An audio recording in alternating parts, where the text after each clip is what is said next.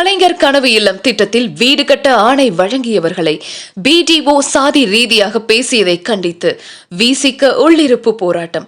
கிருஷ்ணகிரி மாவட்டம் வேப்பனஹள்ளி அடுத்த சின்ன மணவாரப்பள்ளி கிராமத்தில் 30 வருடங்களாக வீட்டுமனை கேட்டு வந்த அப்பகுதி பட்டியலின சமூக மக்களுக்கு இலவச வீட்டுமனை பட்டா வழங்கப்பட்ட நிலையில் இதில் 4 நபர்களுக்கு தமிழக அரசின் கலைஞர் கனவு இல்லம் திட்டத்தின் கீழ் வீடு கட்ட பணியாணை வழங்கப்பட்ட நிலையில் அவர்களிடம் இவை போலி பட்டா என்றும் சாதியை சொல்லி இழிவுபடுத்தியதாக கூறி விசிகவினர் மாவட்ட செயலாளர் மாதேஷ் தலைமையில் வேப்பனஹள்ளி பிடிஓ மகேஷ்குமார் அவர்களிடம் கேட்டபோது முறையாக பதிலளிக்கவில்லை என கூறி விசிகவினர் பிடிஓ